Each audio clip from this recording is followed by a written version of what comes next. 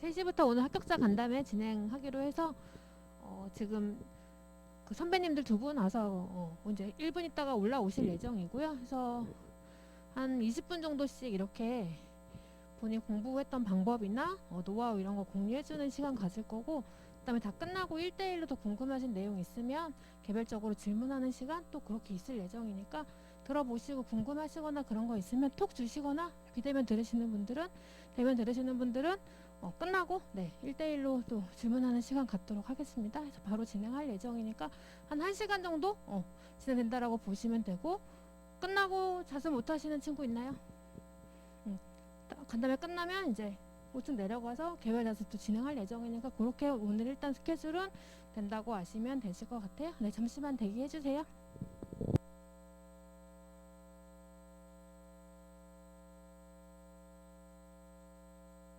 처음에는 이제 융합보건 2대 합격한 친구 이선민 우리 합격자분들 와가지고 합격자분 와서 소개하는 시간 갖도록 할게요.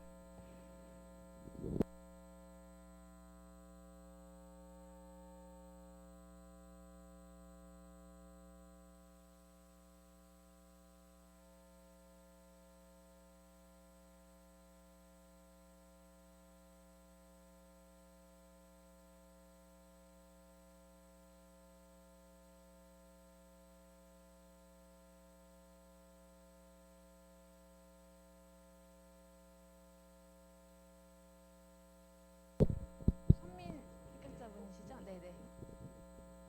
네, 여기 우리 합격 선배님 오셔가지고 오늘 1부 먼저 시작하도록 하겠습니다.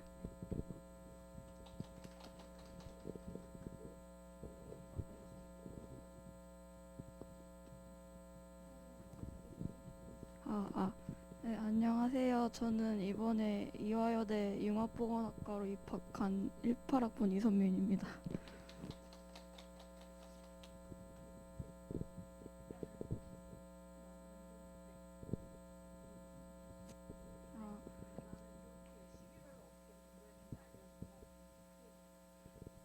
일단 저는 학원은 3월부터 다녔고, 학원을 다니기 전 1월, 2월 동안은 단어를 외웠는데, 그 단어장이 편입 단어장이 따로 있는데 그거 한 권을 다 외우고 학원을 들어갔어요. 그리고 3월 달부터 6월까지는 그 뭐라 해야 되지? 제가 여학생 전용반이 아니라 그냥 일반 반을 다녔어요. 학교를 다녔어야 해서 주말반을 다녔는데, 아무래도 그 편입을 할 때 학점도 어느 정도 영향이 있기 때문에 학점을 잘 따야 한다는 생각이 있어서, 사실 3월부터 5월, 그러니까 학교 다니는 기간에는 주말에만 공부를 하고, 그러니까 주말에 그 금토일을 학원을 다녔는데 그 각 영역별로 배우잖아요, 저희가. 근데 딱 그 수업에만 집중을 하고 그 외에는 학교를 가야 하니까 학교에 좀 더 집중을 했어서, 사실 이때 막 단어 시험이나 그 모의고사 같은 거 보면은 성적이 그렇게 좋진 않았어요.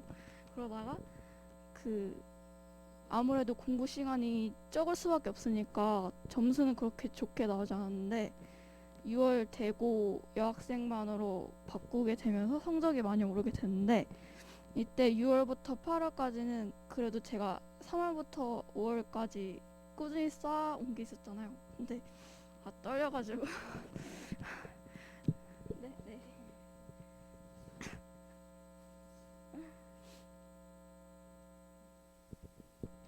그 단어는 그 주말반이어도 계속 단어 시험을 봤어서 그렇게 단어는 계속 그냥 학원에서 하라는 대로 했고, 사실 문법이나 독해 논리 같은 것도 그 전에는 아무것도 하나도 한 게 없었고, 학원 와서 선생님들이 가르쳐 주는 대로 공부를 하다가 6월, 8월 돼서는 또 제가 반을 바꾸니까 선생님들이 다 바뀌잖아요.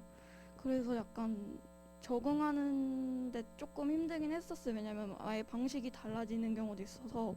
근데 그래도 일단은 기본적으로는 선생님들이 어떻게 하는지 선생님들의 커리를 따라 하려고 노력했고, 또 그 6월부터 8월까지 공부를 하면서 저는 모르는 게 생기면은 막 막 수업 도중에 모르는 게 생기거나 아니면 공부하다가 모르는 게 생길 수 있잖아요. 그러면 쉬는 시간이나 선생님이 가시기 전에 바로 내려가서 선생님한테 질문했고, 그리고 제가 푼 거랑 선생님이 푼 거를 비교했어요. 내가 어떻게 했고 선생님은 어떻게 했고, 내가 틀렸으면 선생님 걸 아예 따라간다는 방식으로 그렇게 했었고, 또 공부를 하다가 그 막 모의고사 같은 것도 막 기명 홈페이지 들어보면은 막 선생님들이 풀이를 해주신단 말이에요. 그런 것도 다 들었고, 그 막 가끔 막 그런 강의를 듣다 보면 선생님들이 뭐 자기 인강 중에서 뭐 무료 특강이 있다 한번 들어봐라 하면은 그런 무료 특강들은 다 들었었어요. 근데 그런 무료 특강들이 되게 도움 많이 됐었고, 그렇게 계속 공부를 하다가 9월 되면은 약간 마음이 좀 심란해져요. 왜냐면 곧 원서를 그러니까 원서 지원을 해야 하는 시기가 점점 다가오니까 불안해지고, 또 모의고사도 보고 그 12월인가 11월인가 마지막 모의고사를 봐요. 근데 이게 배치 모의고사라고, 그 원서를 지원하기 전에 그러니까 담임 선생님들이랑 어디 학교를 쓸지를 결정하기 전에 시험을 치는 건데, 이거에 대한 압박감이 좀 있었는데, 그래도 일단은 기본적으로 선생님이 하라는 대로 진짜 다 따라가시고 선생님이 내신 숙제 진짜 다 하셔야 하고, 또 저는 이화여대가 목표였어서 이화여대 기출을 9월부터 풀었는데 저는 기출을 10년치를 풀었어요. 이 90년대 거부터 구해서 그렇게 계속 풀었고,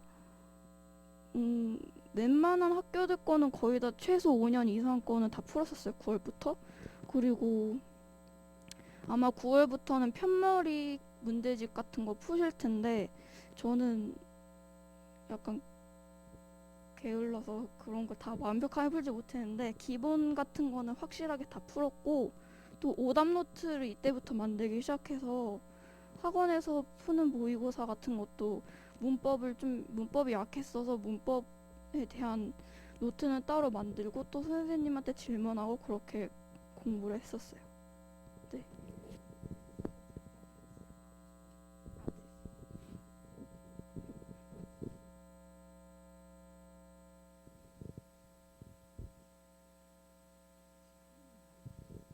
아, 아.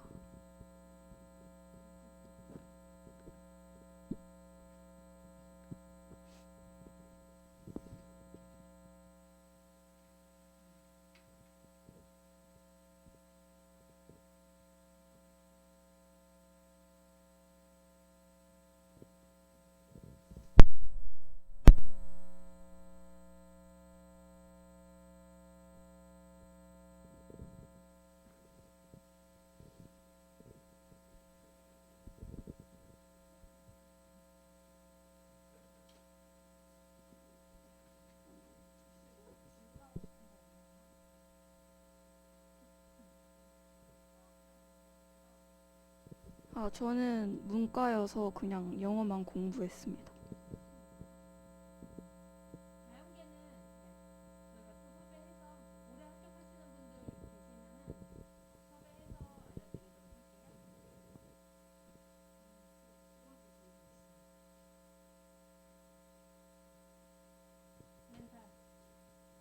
멘탈. 그 저는 멘탈 관리를 어떻게 했냐면, 사실 제가 어떻게 보면 고등학교 입시를 못해서 편입을 준비하게 된 거잖아요. 근데 제가 돌이켜보면은 얼체 성격 자체가 게으르기도 하고 약간 아니라는 게 있었어요. 약간 나는 잘 되지 않을까? 약간 이런 생각으로 공부를 안 했던 게 좀 있었는데, 그래서 원하지 않은 대학을 가게 되고 그렇게 되면서 약간 많이 힘들었던 경험을 가졌어서 편입 영어를 할 때만큼 공부를 진짜 제대로 해야겠다는 생각을 했었어요. 그래서 사실 주말반 다닐 때는 그 딱 수업 시간에 집중하고 집에 와서는 그냥 바로 수업 내용 복습을 하고 그냥 끝냈었어요. 근데 6월부터 평일반을 다니게 되면서부터는 아침 9시에 와서 거의 학원 끝날 때쯤에 집에 갔었고, 그리고 그렇게 계속 공부를 했는데 주말은 아예 통으로 쉬었어요. 근데 주말에도 공부를 하시는 분들이 있긴 한데 저는 이게 아무래도 약간 장기 싸움이잖아요. 그냥 무슨 내신 공부하듯이 잠깐 일주일 공부하고 바짝 끝낼 게 아니라 계속 장기적으로 해야 되기 때문에 쉬는 게 진짜 중요해가지고 주말은 무조건 쉬었는데, 주말 통으로 쉬는 게 싫다 하시면 아니면 뭐 단어를 외우셔도 되고 아니면 하루만 쉬어도 되긴 하는데 저는 그냥 아예 통으로 쉬었어요. 그냥 힘들어가지고. 근데 이렇게 휴식하는 게 아무래도 좋긴 해요. 왜냐면 나중에 이렇게 공부를 계속 하다가 보면은 저도 주말에 통으로 쉬었는데 나중에 그게 왔어요. 번아웃이어야 되나? 번아웃이라 해야 되나? 그게 와가지고 이게 좀 한 몇 주 동안은 공부를 하루에 5시간밖에 안 했던 것 같아요. 너무 힘들었어가지고. 그러다가 아무래도 목표가 있잖아요. 원하는 대학을 가고 싶거나 아니면 전적 때는 진짜 가기 싫다 이런 마음이 있으니까 진짜 하기 싫은데, 이게 수험생이라는 게 공부를 안 하면 안 할수록 죄책감이 진짜 들더라고요.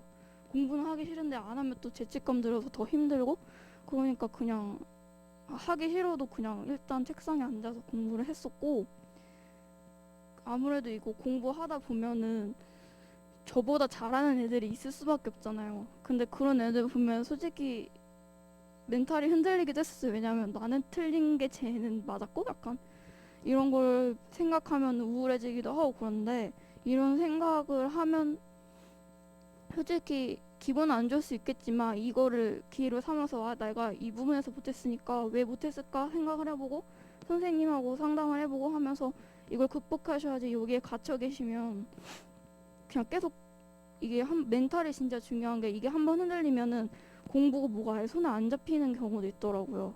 제가 그랬어서 막 진짜 못해겠다, 진짜 좀 쉬고 싶다 이러면 진짜 아예 그냥 탁 놓고 쉬시고, 그 외에는 정말 열심히 하셔야 한다고 생각해요. 그리고 또 모의고사나 막 위클리 같은 거 보고 성적 안 나온다고 막 우울해 하시는 분들도 많이 계시는데 사실 저도 그랬거든요.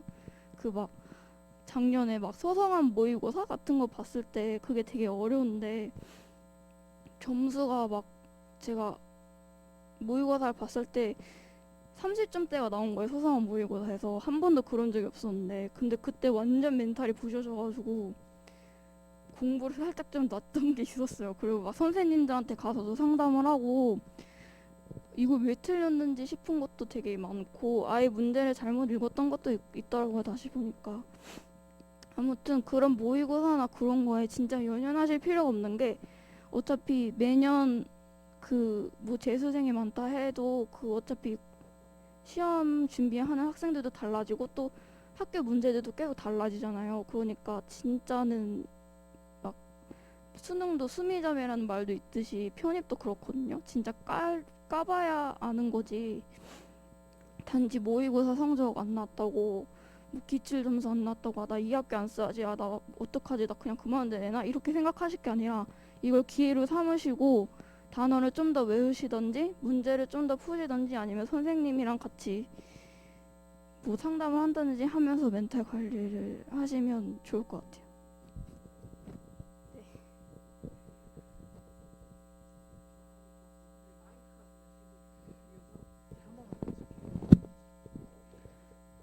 혹시 지금도 울리나요? 얘 문제인가? 안녕하세요. 한번 해주세요. 안녕하세요. 좀 괜찮아졌죠?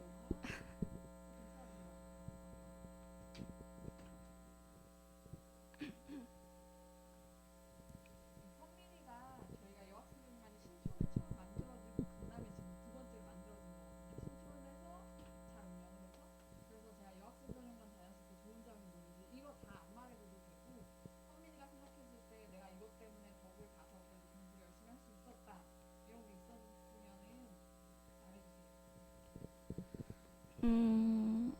특강이 진짜 좋았던 게, 유학생 전용관 들어오는 학생들 대다수인가? 하여튼 여대를 지망하는 학생들이 되게 많아요. 근데 여대 특강을 되게 많이 해줬었어요. 그 여대 반에서만 들을 수 있는, 여학생 전용관에서만 들을 수 있는 특강들이 많았고, 그래서 저도 여대 지망이었으니까 그런 특강들을 다 들었고, 되게 좋았던 게 이게 그 이제 논리를 이화여대 특강을 또 하셨어요, 어떤 교수님이. 근데 이화여대가 문제가 어려운 게 투블랭크라는 문제가 있고 템블랭크라는 문제가 있어요. 근데 그거를 좀 어렵게 만드셔가지고 선생님이 이렇게 전달해 주셨는데, 제가 그 이화여대가 제가 시험 볼 때 한 2시에 시험을 봤나? 그래서 그 아침 일찍 학원에 가서 공부를 하면서 그 문제 같은 거를 같이 풀었는데, 실제로 시험을 풀 때 되게 도움이 됐더라고요. 그래서 약간 유학생 전용관에서 하는 특강들은 진짜 다 참여하는 게 진짜 큰 도움이 됐었어요. 실제로 막 단어 같은 것도 나온 것도 있었고, 그래서 특강이 진짜 좋았었고, 단독 시설도 그 제가 주말반 다녔었다고 말씀드렸잖아요. 근데 책상이랑 의자부터가 달라가지고 앉아있기도 되게 편하고 그러더라고요. 그래서 그게 되게 좋았고, 또 따로 파우더 룸도 있었는데 거기서 여학생 전용관 사용하는 학생들만 이용을 할 수 있으니까 거기서 막 밥도 먹는 사람도 있었거든요. 근데 그게 되게 편했었고, 네.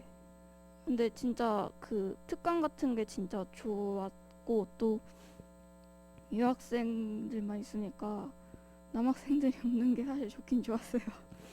아무래도 네. 그 아무래도 유학생들만 있으니까 좀 더 쾌적한 게 있었고, 네. 아, 여중은 나왔고 고등학교는 남녀공학.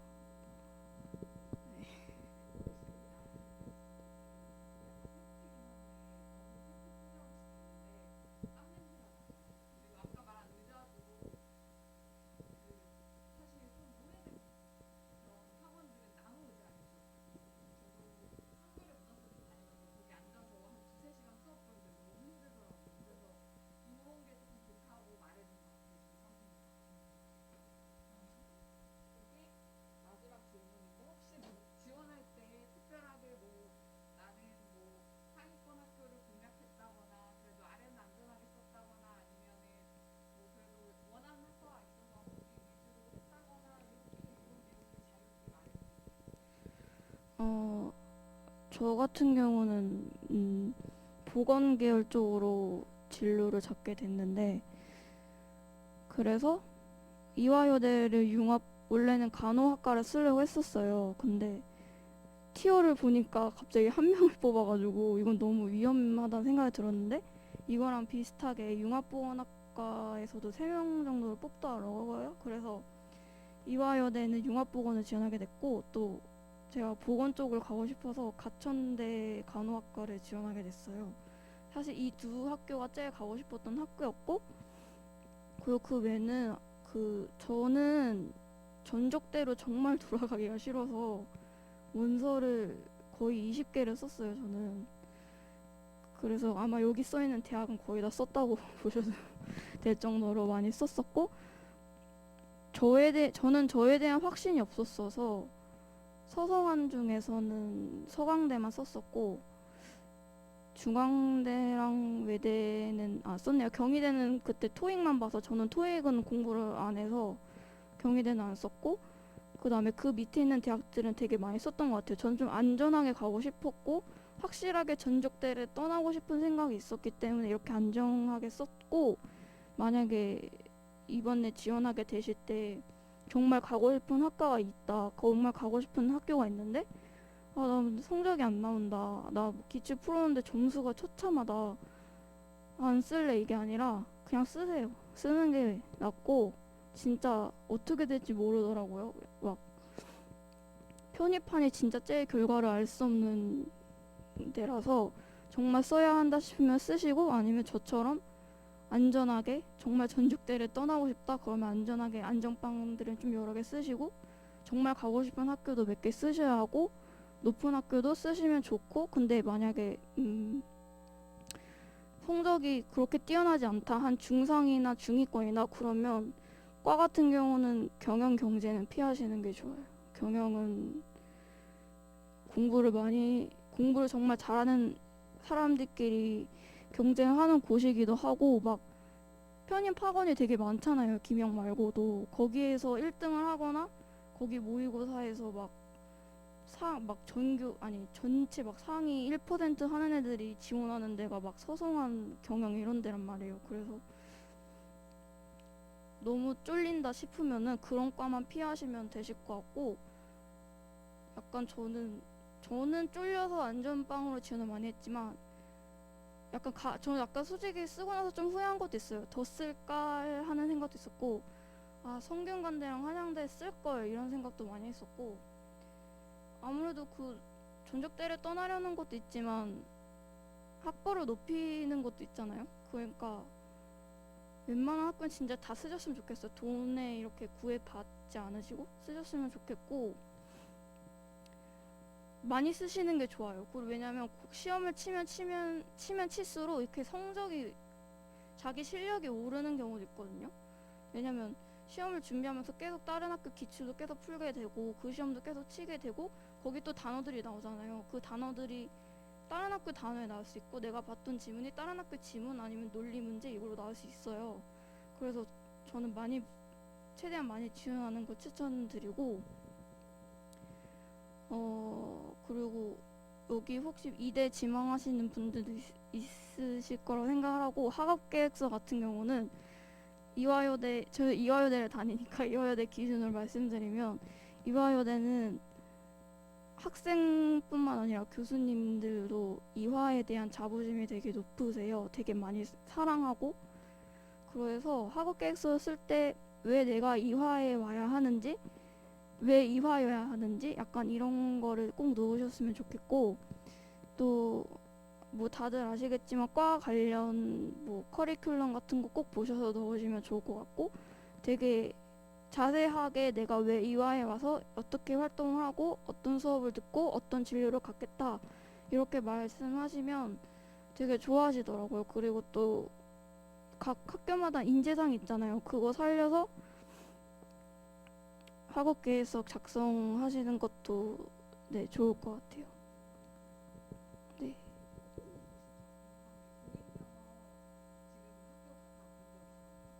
네.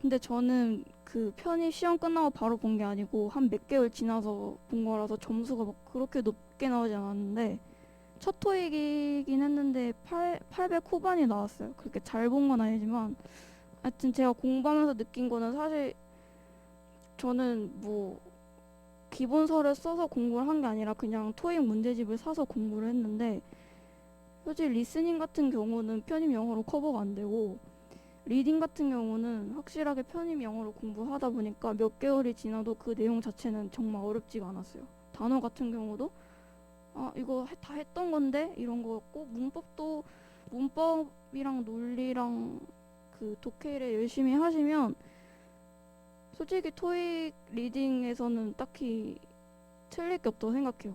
다 커버가 돼가지고. 네, 리딩은 따로 공부를 하셔야겠지만 리딩 같은 경우는 괜찮았어요. 리스닝을 따로 공부하셔야 되고. 네.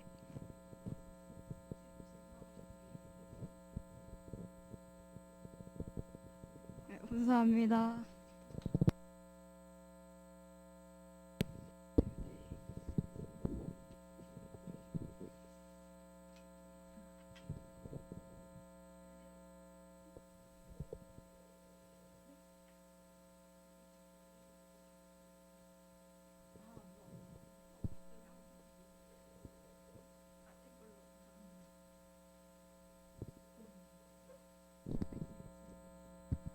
다음은 요 한양대 합격생인 친구인데 나와서 먼저 자기소개를 간단하게 해주세요. 안녕하세요. 저는 한양대학교 영문학과 합격했던 17학번 윤서연입니다.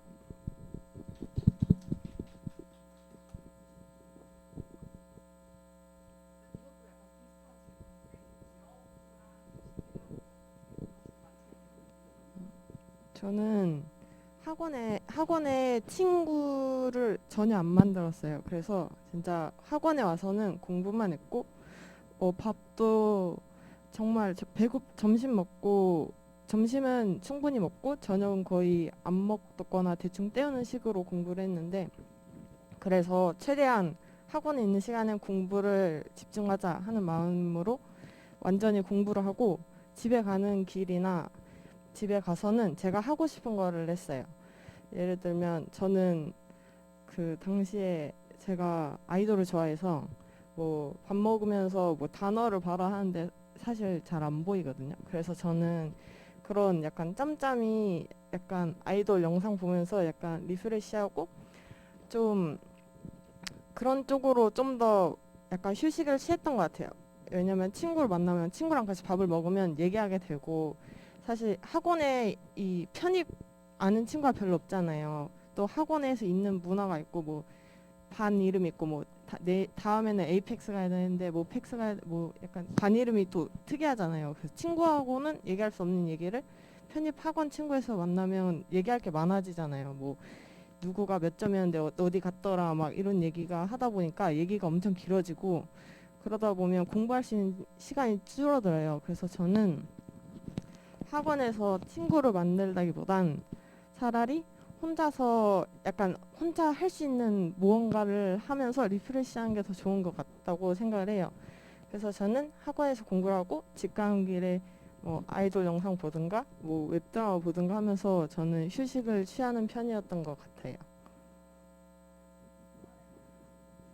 주말은 앞에 그 말씀하신 것처럼 저도 토요일에 주말엔 거의 공부를 안 했는데 6월까지는 그랬고 후반부에는 공부를 했어요. 여학생 전용강 다니면서 같은 반에 있던 언니들이 엄청 열심히 했던 언니들이어서 주말에 다 나온다는 거를 우연히 그 주말에 모의고사 보러 오잖아요. 그때 다들 학원에서 내려오는 거예요. 저는 지하철에서 올라와서 이제 시험을 보는데 이 언니들은 그냥 편하게 공부하다 그냥 내려와서 시험 보는 걸 보고, 아 나도 주말에 학원을 나와야겠다 해서 7월부터는 주말마다 학원에 나왔던 것 같아요. 그것도 막 길게 생각 안 하고, 왜냐면 지치니까. 그래서 한 3-4시간 정도 학원에 주말에 나와서 공부를 했었어요.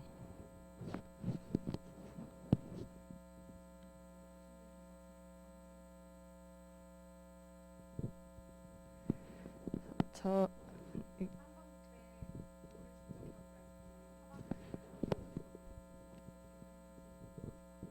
저는 상반기에 단어랑 문법을 진짜 중심으로 공부를 했어요. 왜냐면 문법이 초반에 안 잡으면 하반기에 나중에 대충 들은 게 티가 나거든요. 그래서 갑자기 이론 인강을 다시 돌려야 되나 이런 고민이 들 수도 있기 때문에 저는 상반기에 진짜 최대한 열심히 했어요. 뭐 기출 안 건드리고 그냥 조수영 교수님 수업을 들었었는데 조수영 교수님 수업이 진짜 좋거든요. 그래서 그 수업 시간에 나눠준 프린트 보고 또 프린트 한 장씩 더 주셨는데 그래서 그걸로 다시 복습을 하면서 다시 교수님이 뭐라고 말씀하셨지 하는 거 다시 기억하면서 문법을 굉장히 열심히 봤고, 단어도 상반기에 MVP 보잖아요. 시험 보려고. 그래서 그 MVP 중심으로 봤어요. 근데 이제 이 공부를 하다 보면 막 인스타그램에서 공스타그램 해가지고 하시는 분들 되게 많잖아요. 보면 이 기명만 다니시지 않는 분들을 보면 다른 단어장 들고 가는 거 보면 괜히 사고 싶어져요. 괜히 뭔가 저 사람 본데 내가 안 보면 뭔가 뒤처지는 것 같고, 근데 그런 것보다 차라리 MVP를 완벽하게 맞히는 게 더 좋다고 저는 생각을 해요. 왜냐면 어차피 그 기출 반영해서 만들어진 똑같은 문제집이어서 결국 단어도 똑같고 다 똑같아서 여러 단어장 보는 것보다 상반기에는 MVP 하나로 충분하다고 저는 생각을 해요. 그리고 하반기에는 이제 하반기 되면 교수님들이 정말 많은 프린트를 줘요. 왜냐면 시험이 다가오니까. 그래서 그 시험 다가올 때 주신 프린트에 나오는 단어랑 또 MVP가 2권이잖아요. 상반기에 본 게 있고 하반기에 본 게 있고, 그때 상반기 때 본 그 기본 단어, 기출 단어를 보고 하반기 때 그 두 번째 권이랑 그 이디엄이라고 해야 돼. 이디엄이랑 뭐 그런 어려운 단어 있잖아요. 중앙대에서 나올 것 같은 그런 어려운 단어들을 중심적으로 저는 계속 돌려봤어요. 그래서 이때는 제가 하반기에 그 어려운 단어를 진짜 외우려 하지 않고 계속 눈으로 익혔어요. 왜냐하면 중앙대 시험을 봐보니까 그 어렵게 외웠던 것도 사실 기억이 안 나거든요. 그래서 그냥 익숙해질 정도로 그냥 잡지 보듯이 그냥 그런 어려운 단어는 따로 모아서 그냥 계속 이렇게 넘기면서 봤던 것 같아요. 그리고 논리 같은 경우는 초반에 약간 읽다가 약간 이게 맞는 것 같은데 하고 풀다가 틀리는 경우가 되게 많았어요. 그래서 전 논리 교수님이 하시는 그 방법이랑 저랑 맞게 하려고 되게 노력했던 것 같아요. 교수님이 푸는 논리랑 내가 푸는 논리가 맞는가 해서 저는 그 교수님이랑 딱 맞아가지고 논리 푸는 방법이 저 두 개라고 생각하거든요. 그 빈칸 앞뒤로 푸는 거나 아니면 전체적으로 훑고 보는 거나 했는데 저는 바로 빈칸 앞뒤로 보는 방법을 택했어요. 이게 훨씬 빠르기도 하고. 그래서 저는 이 방법을 상반기에 나한테 뭐가 맞는지 찾으려고 계속 많이 풀었던 것 같아요. 주시는 문제를 받고 계속 풀고 그랬던 것 같아요. 상반기는 그리고 학원에서 주는 거 말고 뭐 문제집을 따로 풀라는 선생님 조언이 없다면 그냥 학원에서 주는 걸로도 충분하다고 생각이 들어요. 그리고 하반기 되면 하기 싫어도 선생님이 하라고 하시거든요. 그래서 너무 조급해하지 말고 학원에서 약간 하라는 대로 해도 충분하다고 말씀드리고 싶어요. 그리고 독해는 저는 독해가 강한 편이고 문법이 좀 많이 약했던 편인데 그 독해를 초반에 그 나눠주신 걸 그 풀잖아요. 탑 문제 그 문제집 있잖아요. 편입영어 김영에서 주는 그 월마다 나오는 거 있잖아요. 그거를 계속 풀었고 그 교수님이 풀라고 한 문제 말고도 저는 사실 다 풀었어요. 그냥 그래서 풀면서 나는 왜 이걸 이래서 답했는지 뭐 그런 것들을 체크하면서 봤고 하반기에는 이제 뭐 주제는 뭐 크게 봐야 되고 뭐 작은 건 뭐 약간 논리처럼 풀어야 되고 그런 문제들이 있는데 약간 그런 거 약간 문제 풀 때 어떻게 해야 되겠다라는 전략을 세우기 시작했던 것 같아요. 나만의 방법, 교수님과 내 논리가 딱 맞아떨어지는 그런 전략을 찾으려고 노력했던 것 같아요.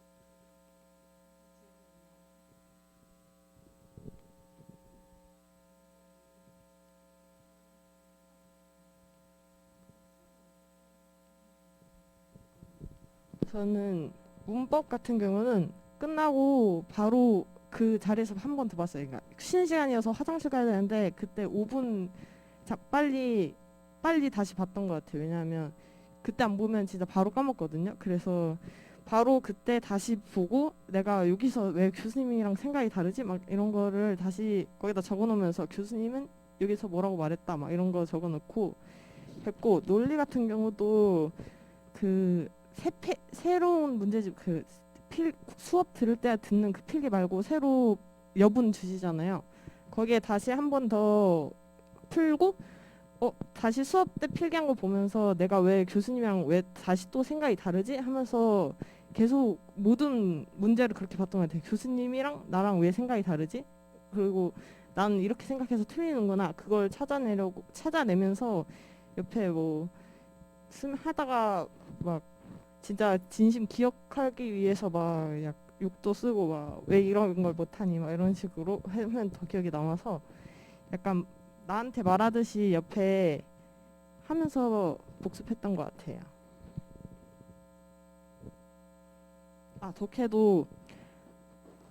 독해도 다시 읽으면서 사실 이 독해가 거의 뭐 예를 들면 한양대에서 나오면 뭐 다음 해에 뭐 계속 이렇게 내려오잖아요. 풀다 보면 겹치는 거 되게 많잖아요. 그래서 그 읽으면서 배경 지식도 쌓으려고 노력했고 또 저는 형광펜 칠하면서 봤거든요. 그러니까 다 칠한 게 아니라 이 문제에 이 출제한 교수가 어디서 따왔지 하는 걸 찾으려고 그 나만의 그 포인트를 찾아서 이렇게 밑줄 그어서 이렇게 이었어요. 그리고 이건 왜 아닌지 일일이 다 적으면서 했던 것 같아요.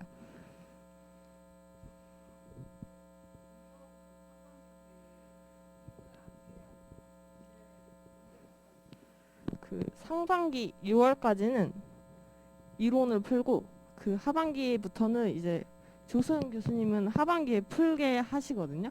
편머리 기본 뭐 이렇게 해서 하면 사실 교수님 시킨 대로 문법은 진짜 초반에 이론으로 가고 하반기에 이제 내가 기억이 안 나는 문법들은 이렇게 하다 보면 나오거든요. 뭐 현재 진행 뭐 시제 막 헷갈리는 것들은 거의 문제에서 체크하고 다시 이론 가서 그 부분만 보면 되니까 이론을 상반기엔 진짜 중점적으로 공부하면 될 것 같아요.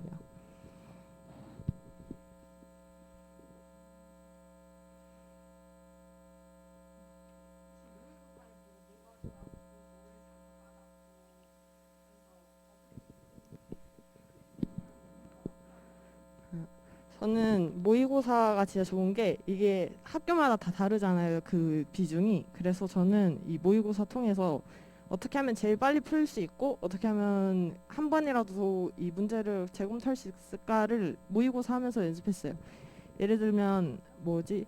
순서대로 나오잖아요. 단어, 문법, 논리, 독해 이렇게 나오면 이렇게 풀어보는데 시간이 부족해. 그러면 약간 다음에는 완전 뒤집어서 독해부터 풀고 논리 이런 식으로 갔어요. 그래서 저는 독해부터 빨리 하면 뒤에 문법이나 단어는 금방 찍으면 되는 거니까 이렇게 아는 거니까 바로바로 그런 식으로 뭐가 나한테 제일 빠르고 예를 들면 독해가 전 강하다 했잖아요. 그래서 독해부터 풀면서 약간 자신감 얻으면서 그러면 뒤에는 사실 자신감 때문에 더 내가 맞을 것 같고 그런 게 있거든요. 그래서 모의고사를 통해서 그런 걸 연습하는 게 진짜 좋은 것 같아요. 내가 어떤 문제부터 풀어야지 빠르게 풀 수 있고 그런 연습할 수 있는 게 모의고사이기 때문에 그 모의고사를 하면서 이 푸는 순서도 한번 해보면 좋을 것 같아요. 그리고 볼펜이랑 그 샤프 있거든요. 보통 샤프로 풀잖아요. 근데 이게 학교에 가면 시험을 볼 때 그 감독관님 따라 또 달라요. 막 갑자기 학교에서 나 좀 볼펜으로만 풀어라 그러면 샤프를 푸는 사람들은 사실 당황하거든요. 그래서 저는 이번 달은 볼펜으로 쳐보고 다음 달은 뭐 샤프로 쳐보고 계속 바꿔가면서 했어요. 어떤 상황에서도 약간 나에 맞게 풀 수 있게. 그래서 저는 그렇게 그 문제 푸는 순서랑 그 펜 관련돼서 계속 했었어요. 그리고 이 모의고사가 진짜 좋은 게 사실 가면 시험장 가면 사실 보던 사람들 쭉 보거든요. 내 같이 수업 들었던 사람이 내 옆자리에 앉아 있고 막 그렇단 말이에요. 그래서 사실 기명이 제일 크니까 사실 제일 객관적이기도 하고 그래서 이 모의고사 때 그 6월까지는 사실 점수보다는 그때 최대한 많이 틀려보고 내가 이때 뭐 변수가 있어서 이랬지 이러면서 내가 이러면 못 보는구나 이런 거를 이렇게 생각하면서 그 현장에서는 가장 잘 볼 수 있게 그런 걸 약간 전략적으로 짜면 좋을 것 같아요. 그래서 저는 모의고사는 6월까지는 좀 점수보다는 뭐가 나한테 맞는지 찾아보고 이제 7월부터 완전 본격적으로 하는 게 중요하다고 생각해요. 네.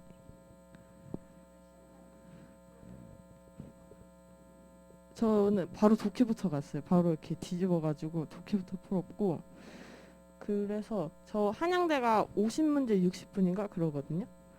70분인가? 막 아무튼 되게 촉박해요. 근데 전 독해부터 풀어서 10분인가? 15분 나와서 다시 이렇게 돌려갈 수 있었어요.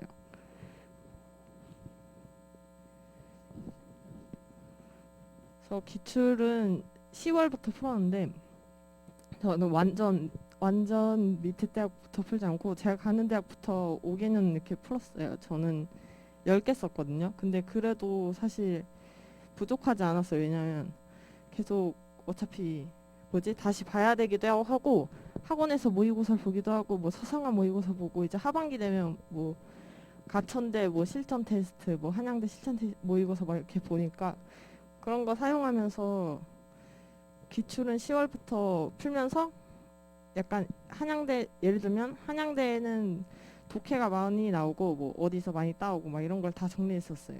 몇 년도는 몇 점, 몇 년도 몇 점 이렇게 해서 나중에 그 선생님한테 그 어디 쓸지 상담받을 때 그러면 선생님도 보기 훨씬 편하시고 그래서 전 그렇게 했던 것 같아요. 이렇게 다 정리하면서 몇 년도 몇 점, 뭐 어디 뭐 많이 틀리고 뭐 이런 거.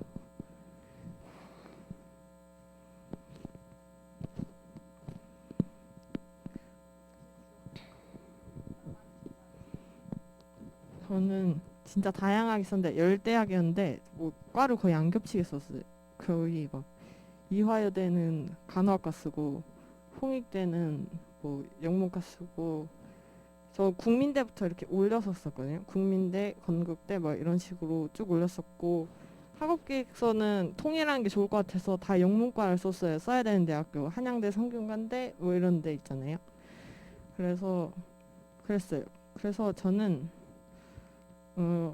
그 사실 쓰면서 사실 전 중앙대가 진짜 점수가 안 나왔거든요. 기출이 막 60점대였어요. 그래서 사실 쓰면서도 고민했는데 그랬는데 그래서 약간 높아서 약간 쓰기 무서워진 학교 있잖아요. 그런데도 다 쓰면 좋을 것 같아요. 전 60점대인데 저는 결과적으로 중앙대 경영학과 최초 합을 했고 그래서 사실 그 자리에 가서 시험 보기 전까지 진짜 아무도 모르는 거여서 사실 무섭더라도 다 써보는 게 좋은 것 같아요. 네.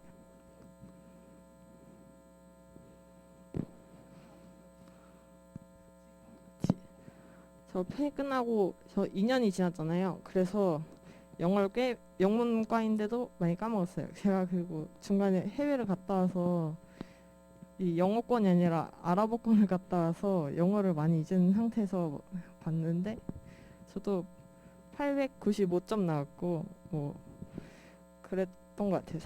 사실 앞에서 말했듯이 문법은 진짜 여기에서 배운 게 그대로 가는 거니까 문법은 뭐 안 바뀌잖아요.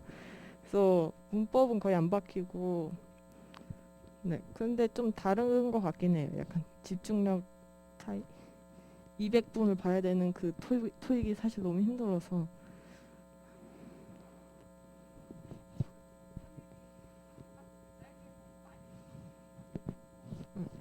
네 그리고 쓸 때 겹치잖아요. 학교들이 이번에도 뭐 항상 한양대랑 중앙대 겹치고 뭐 저 볼 땐 서강대랑 숭실대 겹치고 이랬거든요.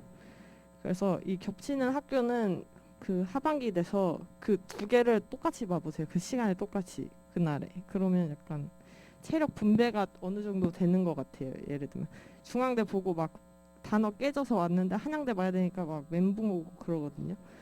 그래서 그런 것도 한번 연습으로 하면 좋을 것 같아요. 하반기에.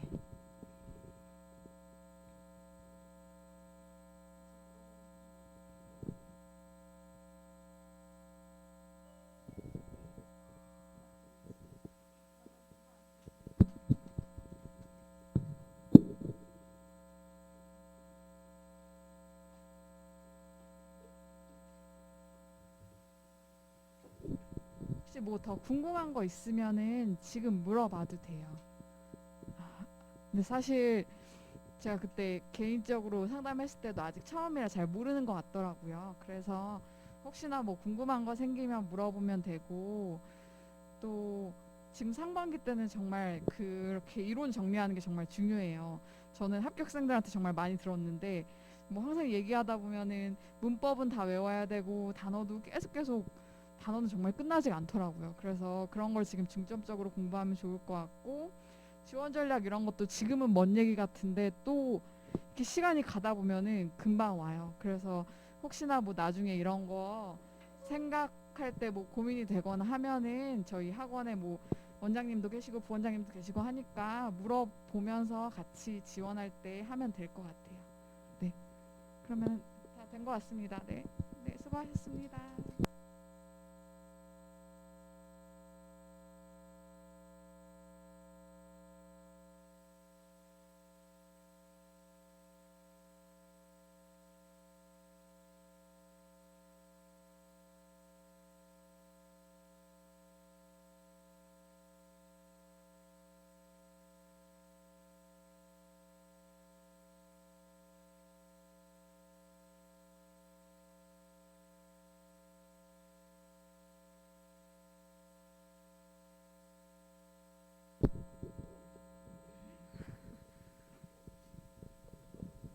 이번에는 코로나 때문에 이화여대는 면접을 안 봤는데 저는 면접을 봤으니까 면접에 대해서 말씀드릴게요.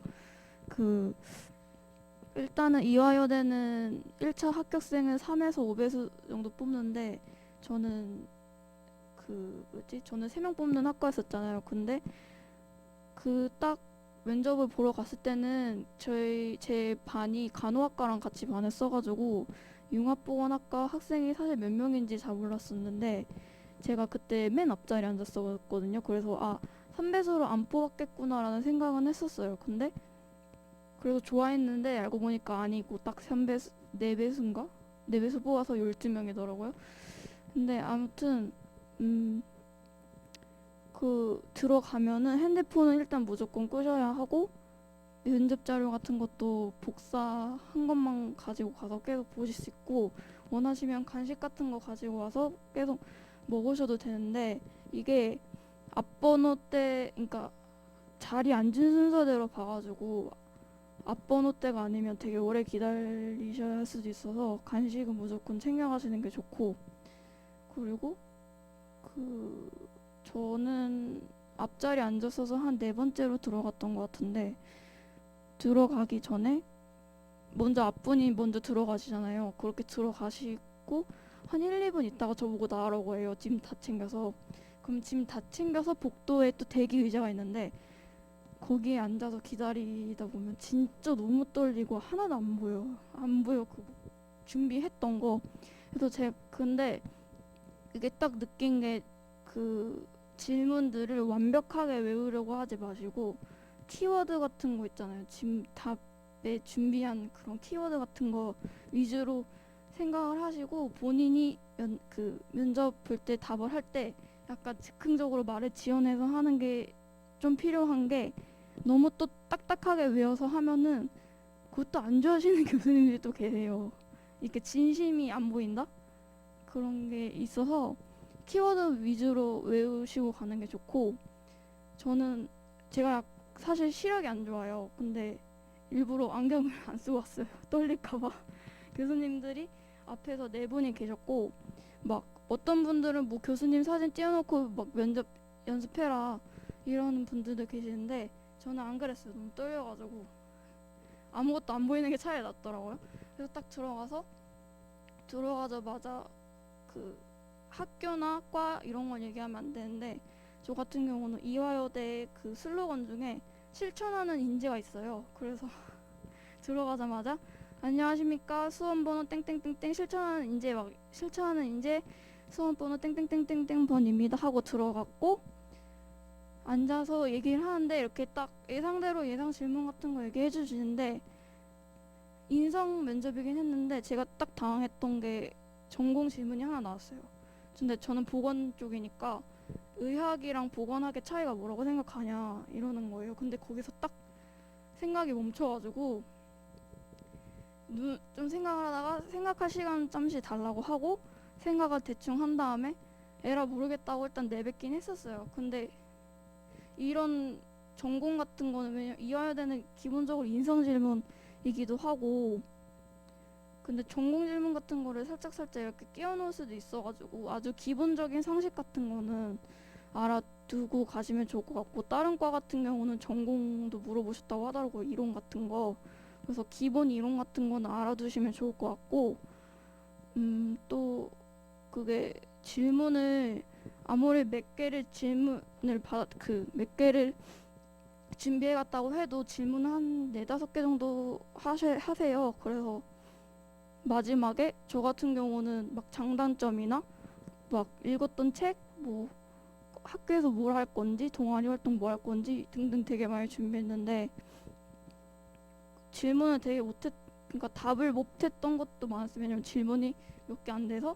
근데 그거를 마지막에 하고 싶은 말이 뭐냐고 했을 때 제 장단점 같은 거를 말하면서 제가 준비했던 거잖아요. 그런 거를 다 말하면서 내가 왜 이 과에 적합한 인재인지를 말하려고 했던 것 같아요. 그렇게 어쨌든 간에 준비했던 거 모든 거를 키워드별로 머릿속에 가지고 계시고 어떻게든 그걸 다 말하려고 하시고 섞어서 얘기해도 되거든요. 그래서 전 그렇게 했었던 것 같고 근데 저는 꼬리 질문 같은 걸 하나도 안 받았거든요. 그래서 아 가망이 없구나 했는데 전 최초합을 해가지고 하여튼 그렇게 면접은 준비하시면 될 것 같고 긴장은 되시겠지만 그래도 저처럼 이렇게 떨리실 텐데 그냥 계속 크게 말하려고 하시고 자세도 똑바로 하려고 하시고 이렇게 머리 만지시는 분들은 이것 좀 고치셔야 돼요. 이렇게 손을 잡고 아래로 누르고 계시거나 그러셔야 하고 그러시면 될 것 같고 시선 처리도 막 일부러 막 눈을 이렇게 돌리시는 분들이 계세요 가끔. 그것도 되게 안 좋은 버릇이니까 고치시려고 하면 될 것 같고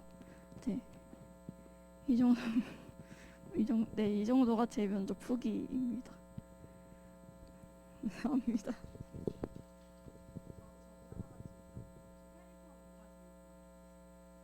일단은 저는 전적대가 강원도였거든요. 일단 서울이니까 너무 좋았고 또 제가 공학을 다녔었다가 여대를 왔는데 뭐라 해야지?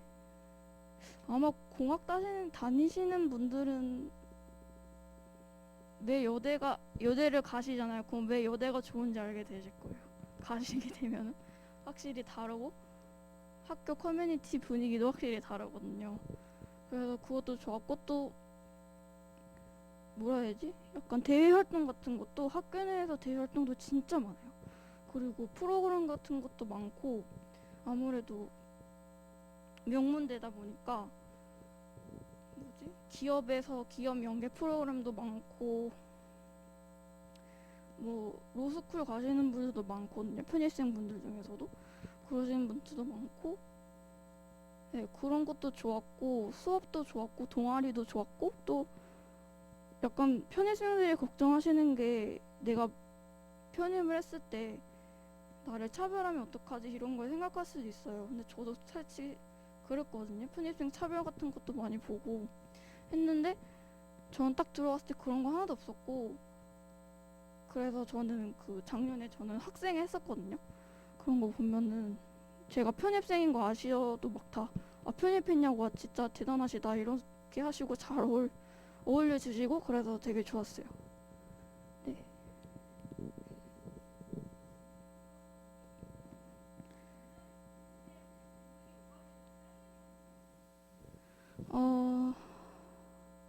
그게 타이머를 맞춰놓고 하시긴 하는데 저도 얘기를 하다가 그 타이머가 갑자기 울린 거예요. 근데 계속 하라고 하시긴 했어요. 근데 또 어떤 분들은 이렇게 자르시기도 하고 그랬다는데 저는 타이머가 울린 게 마지막으로 하고 싶은 말 그거 할 때쯤에 울려가지고 저는 자르지는 않으셨던 것 같아요.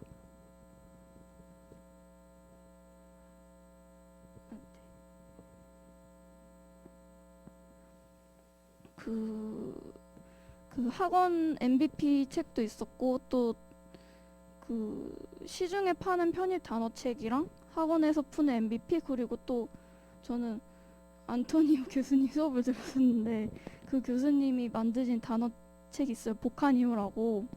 그 3개 장을 계속 돌렸는데 막판에는 그 보카니오라는 영어 단어책이 수거도 있고 단어 양도 되게 많아서 그걸로 계속 봤는데 저는 단어를 외울 때 깜지를 써서 외우지 않았고 왜냐면 어제 그렇게 외워도 뒤돌아서면 까먹거든요. 그래서 그냥 계속 봤었고 저는 그 단어를 하루에 400개씩은 계속 봤어요. 맨날. 왜 제가 400개씩 봤냐면 제가 여학생 전형만 다닐 때 단어 시험을 보잖아요. 그때 400개를 외우게 하고 그 중에서 100개를 시험 봤거든요. 그래서 계속 400개를 보고 선생님이 그 시험지 만들어 주시면 그거 가져와서 단어 시험 계속 보고 틀리면 다시 외우고 그 단어 시험지 여분을 갖다 주시거든요. 그래서 그거 빼서 계속 단어 시험 보고 그랬었어요. 네.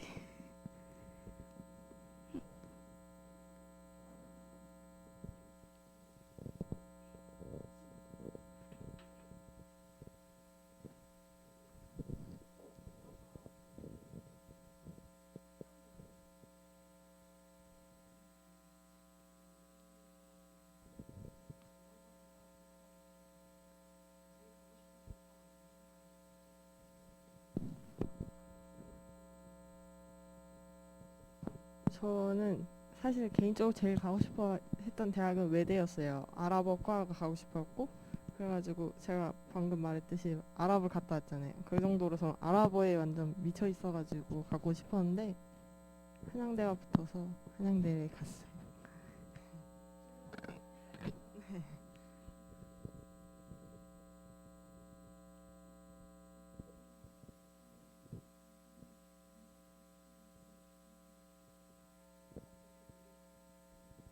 저는 문법이었던 것 같아요. 왜냐면 문법이 저는 진짜 문법을 진짜 모르겠는 거예요. 약간 외워야 되는 게 진짜 많잖아요. 얘는 타동사고 자동사고 뭐 뒤에 to 붙고 뭐 어떤 애는 ing고 막 이런 게 진짜 헷갈린단 말이야. 시험장에 가면 그것도 물어보고 그래서 저는 문법을 일단 문법을 너무 못하는 걸 아니까 일단 조소영 스님 제가 진짜 좋아하거든요. 그래서 문법을 완전 진짜 완전 열심히 들었어요. 너무 졸리더라도 완전 막 무릎 치면서 계속 들으려고 하고 그랬던 것 같아요. 문법이 저는 제일 어려웠어요.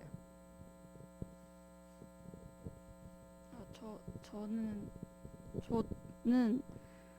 네, 저도 문법을 진짜 못했었어요. 문법을 공부를 너무 하기 싫어서 사실 상반기에는 문법 공부를 거의 안 했던 것 같아요. 그 정도로 문법 공부를 싫어하다가 문제를 깨달은 게 모의고사를 보면서 성적이 점점 이상해지니까 이게 뭐가 문제일까 생각했는데 독해를 하든지 논리를 하든지 뭘 하든지 간에 문법이 근간이라서 이게 흔들리면은 독해도 흔들리고 논리도 흔들리더라고요. 그래서 제가 진짜 문법을 얼마나 공부를 싫어했냐면 다른 사람들은 편머리 심화까지 다 끝낼 동안에 저는 시험 끝날 때까지 겨우 기본을 끝냈어요. 그 정도로 문법 공부를 열심히 안 했는데 그래도 하긴 해야 하니까 일단은 전 문법 수업을 듣잖아요. 그럼 수업을 정말 열심히 듣고 틀린 거 같은 경우도 따로 오답노트를 만들어서 이거 왜 틀렸는지 분석을 하고 모의고사도 잘라가지고 문법만 잘라서 문법 파트만 오답노트를 만들었었고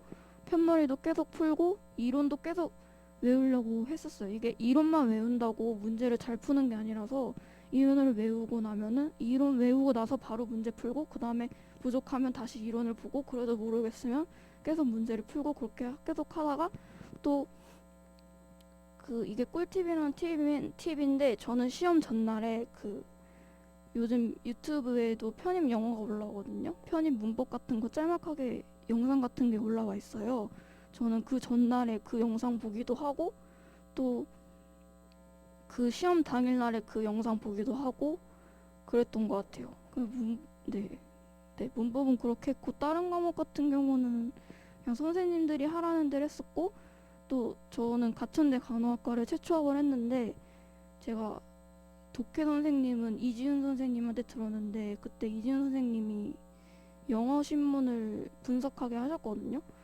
그래서 그거를 계속 그것도 공부를 따로 하면서 영어 신문도 계속 읽고 분석하고 그랬었는데 만약 가천대 지원하실 거면 중앙대 1 영어 신문 있거든요. 그거 읽어보시고 분석을 스스로 하시면 그게 진짜 도움이 많이 되더라고요. 네, 네, 그래서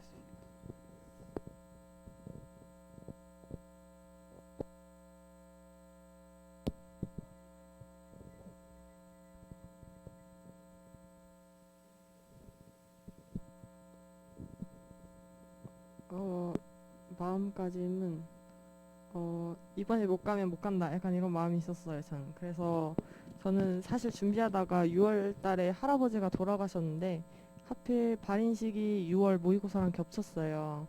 근데 이 반 유지 시스템이 모의고사 점수 기준이잖아요. 그래서 저는 너무 간절해서 발인식하고 2시간밖에 못 자는데 바로 발인식하고 바로 근처 김영 가서 시험을 봤어요. 그때 지금 생각하면 약간 어떻게 그랬지 싶은데 그때 정말 간절했던 것 같아요. 약간 좋은 반에 유지하는 것도 그렇고 약간 이 점수 하나 빠지면 뭔가 객관화가 어렵지 않을까라는 생각도 들어서 전 그때 정말 간절했던 것 같아요. 그냥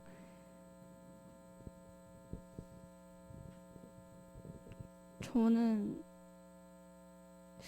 제가 생각했을 때 저는 열등감이 되게 심했어요. 제가 일단 고등학교 입시를 실패했었으니까 이거에 대해서 열등감을 굉장히 느끼고 아, 내가 이 대학을 나와서 도대체 뭘 해야 할지 이런 생각이 너무 컸었어요. 너무 막막하고.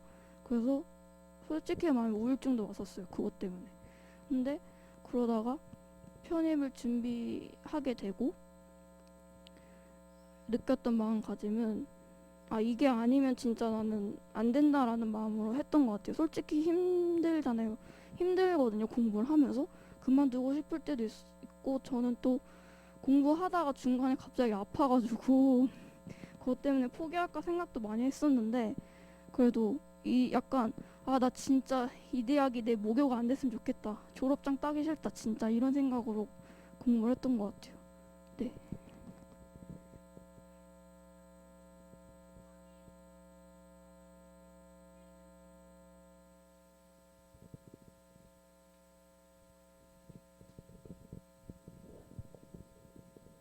저는 그때 학원에서 이렇게 상위권 반은 이렇게 독해 집을 이렇게 주셨어요. 이렇게 풀라고 이렇게 유인물을 나눠주셔서 저는 그거를 일단 계속 풀었고 풀면서 그 배경 지식 습득하고 또 그 학원 문제 있잖아요. 김영에서 그 받는 그 월마다 주는 거를 다 풀고 그것만 해도 꽤 양이 되거든요. 그 뭐 한 챕터에 뭐 50문제씩 한 주씩 있으니까 전 그걸 다 쪼개서 봤던 것 같아요. 주로 그래서 상반기는 독해는 나눠주신 걸로만 해도 충분하고 하다고 생각을 해요. 그리고 저는 김영에서도 모의고사를 봤지만 그때 타 학원에서도 모의고사를 같이 봤거든요. 왜냐면 김영이 크긴 하지만 다른 학원 학생들이랑 비교하고 싶어서 봤는데 그래서 거기 독해랑 그 학원에서 주는 유인물이랑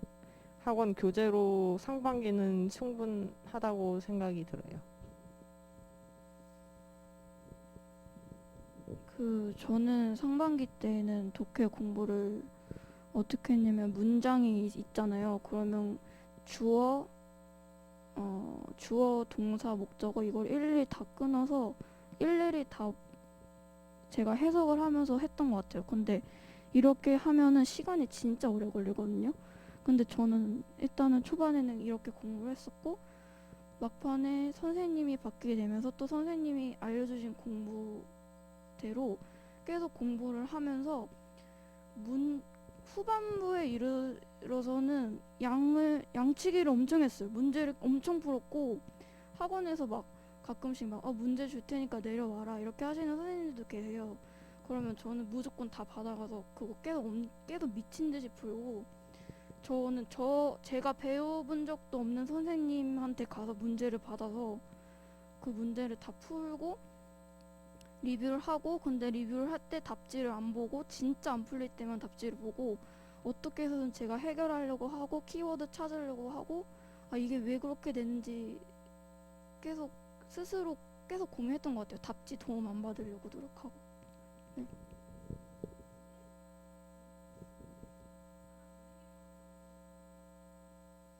아 저는 그 영자 신문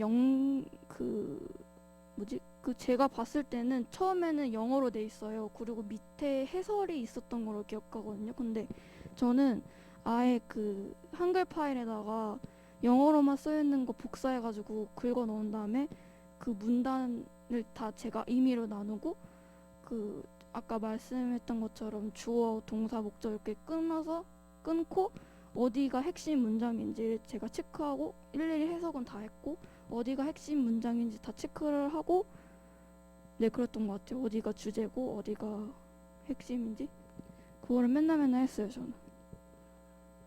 네.